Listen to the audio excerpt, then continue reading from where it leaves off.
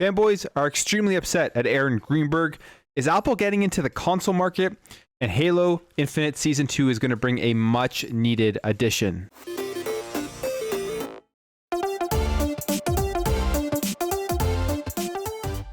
Welcome back to another video, guys. If you enjoy daily content, make sure to hit that subscribe button. So there has been some really weird things going on since the deal of Activision Blizzard with Xbox. Since that announcement, there's been a lot of anger amongst gamers, mainly fanboys on the PlayStation side, just going and having sort of meltdowns as this deal was a complete shock to everybody.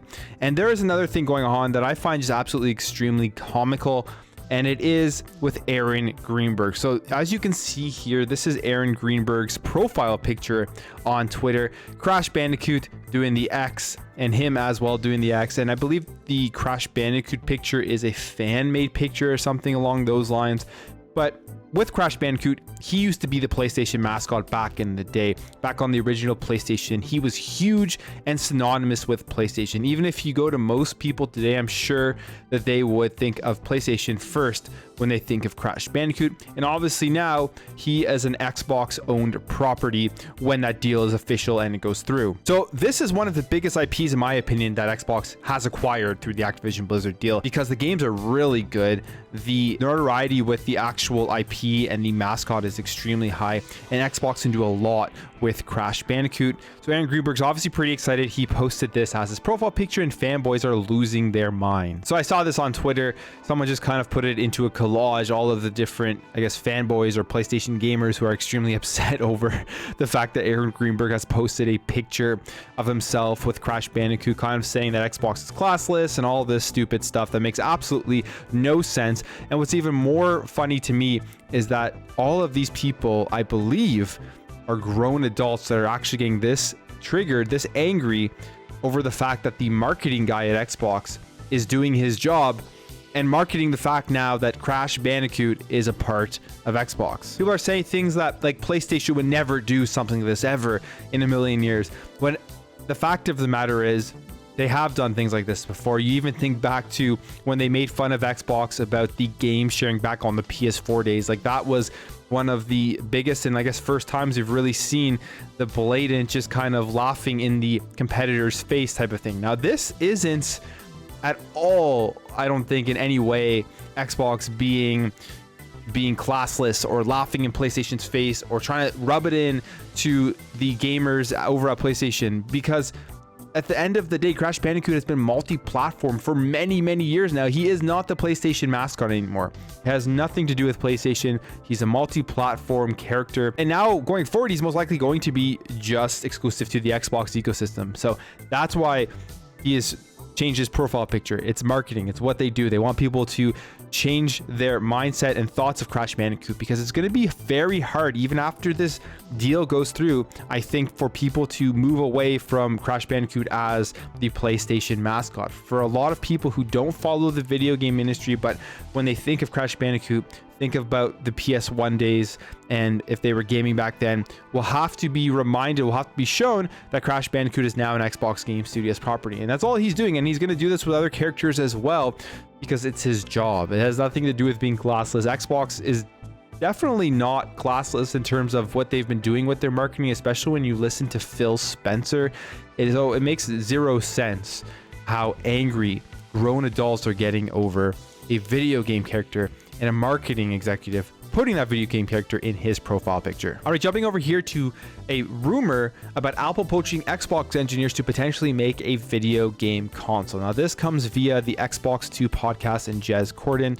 However, take this with a big grain of salt, because it is rumor, and he admits that the sourcing on it isn't the best. And here is what Jez says. I've been hearing for a while that Apple has been poaching Xbox engineers to make its own console. I've heard that for ages, that Apple was exploring making a video game console, and I don't know if it's going to be a VR play or metaverse thing or something like that.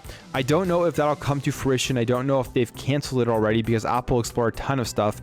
I don't have amazing sourcing on this. I have no documents. I have no photographs, but it's just something I heard. So honestly, this wouldn't surprise me because as we know, Apple has Apple Arcade, which is their subscription gaming service. They are trying to get further into the gaming industry, and I think this is definitely an area that they're going to continue to explore because of the amount of money available to be made within video games. And it kind of brings me back to the reason why I thought Xbox and Microsoft are going out and acquiring big publishers and big companies like Activision Blizzard. It's not to combat PlayStation, it's to combat bigger companies like Apple, Amazon, Google getting into the gaming market. Now, if Apple does make a video game console, I doubt it will be anything big and robust like the Xbox Series X, big and powerful like that. I feel like it will be more of a smaller box to kind of support the style of games that they have within Apple Arcade, but I could definitely see them doing that and getting people who aren't in the Apple ecosystem, don't have an iPhone, don't have an iPad, that type of stuff, and get into Apple Arcade just through buying that box and maybe selling a controller with it. I could see that happening, but we'll have to wait and see. Like Jez Corden said, it's just a rumor and the sources aren't that great on it, or he doesn't really have too much more information besides it is a very, very shallow rumor. All right, and finally, Halo Season 2 information. We got some more information about the Battle Pass and the fact that there will be earnable credits in Season 2. So this comes via a tweet from Jerry Hook, the head of design at 343, and he says, thanks to your continued feedback, we are happy to confirm credits will be earnable in Season 2's Battle Pass. That means you will be able to earn credits as part of your Halo Infinite progression.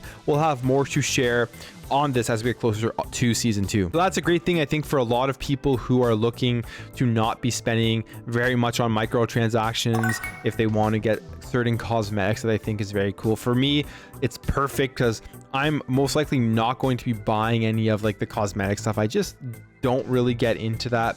I never have. I've never been somebody who really cares about the cosmetics of my characters that much. But if I can earn some credits through playing the game more and then purchase cosmetics with those credits that I've earned, that's something I'd be definitely more interested in looking at doing, and seeing how they implement it into the Battle Pass will be very important. Like, how many credits can you earn? What do you need to do to earn the credits? Is it a weekly thing? Is it a daily thing? That will all be very interesting to see. Season 2 is still a ways away, but I am super excited to see the improvements because I think there will be tons of content improvements, tons of things just added to the multiplayer, and hopefully some single player stuff once Season 2 drops for Halo Infinite. Anyways, guys, that's it for me.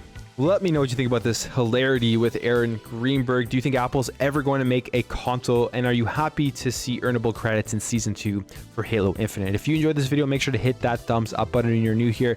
You like what you saw throughout this video, I'd appreciate you hitting that subscribe button. Help this channel grow, help grow this community. Thank you all for watching, and I'll catch you in the next video.